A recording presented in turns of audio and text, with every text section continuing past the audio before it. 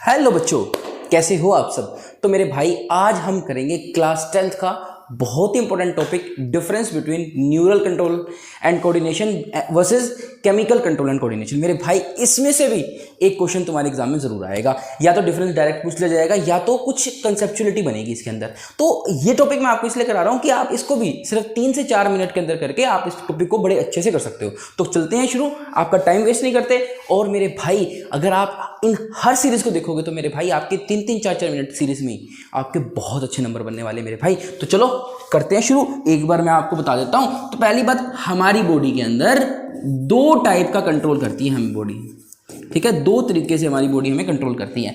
एक होता है मेरे पास केमिकल से और दूसरा होता है न्यूरल।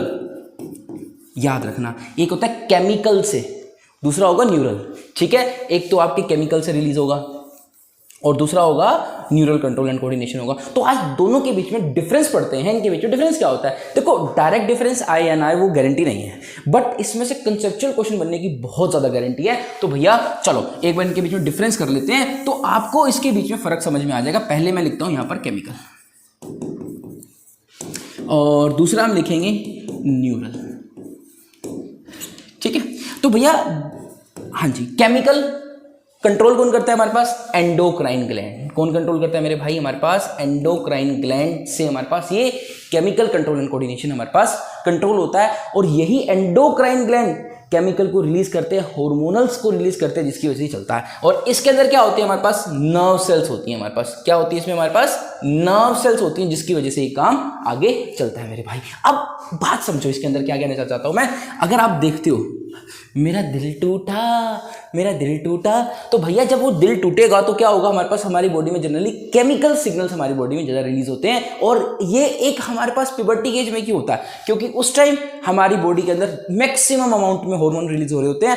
क्योंकि आपकी बॉडी को सिर्फ ग्रोथ नहीं चाहिए उस टाइम, आपकी बॉडी को उसमें डेवलपमेंट करनी है, माइंड से भी डेवलप करना है और बॉडी के ऑर्गन को भी डेवलप करना है। तो उस टाइम हमारे पास केमिकल कंट्रोलिंग सिस्टम बहुत ज़्यादा एक्टिव होता है। तो हमें लगता है भैया दिल टूटा, दिल नहीं टूटा मेरे भाई, केमिकल ज़्यादा एक्टिव है आपकी बॉडी के अंदर। तो आज से कभी लगे दिल टूटा तो भैया एक बार याद है ना, केमिकल कंट्रोल वाला ज़्यादा एक्टिव। चलो चलो मजाक बाद में, पहले काम करते हैं। तो भैया अच्छा, ये कैसा होता है हमारे पास? ये स्लो होता है। और ये कैसा होता है मेरे भाई? हमारे पास फास्ट होता है, ठीक है। और इसका जो एक्शन होता है वो कैसा होता है मेरे भाई? लार्ज एरिया के ऊपर इसका एक्शन चलेगा, लार्ज एरिया के ऊपर। भैया ग्रोथ हार्मोन, ये नहीं है कि सिर्फ ग्रोथ आपकी यहाँ पे होगी, पूरी बॉडी में यूनिफॉर्म ग्रोथ होगी। दैट्स व्हाई ये मेरे भाई आपकी लार्ज पूरी बॉडी पे एक्ट करेगा हमारे पास। इसको ये फास्ट होगा और ये क्या करेगा भैया? स्मॉल एरिया के अंदर। भैया सिर्फ मैंने फिंगर मूवमेंट करनी है तो ब्रेन से मैसेज आएगा भैया फिंगर की मूवमेंट कर, बस बात खत्म। लेकिन इसका एक्शन क्या होगा? पूरी बॉडी पे ग्रोथ। भैया पूरी बॉडी पे, ये नहीं है कि भैया सिर्फ मेरे दिमाग की ग्रोथ हो रही है, सिर्फ मेरे हाथ की ग्रोथ हो रही है, या फिर सिर्फ उस पार्ट की ग्रोथ हो रही है। पूरी बॉडी के अंदर एक साथ ग्रोथ होती है मेरे भाई। और चौथा पॉइंट इसके बीच में डिफरेंस लिखेंगे भैया, ये स्लो एक्टिंग होता है, फास्ट एक्टिंग होता है। और इसके बारे में क्या लिख सकते हैं हमारे पास?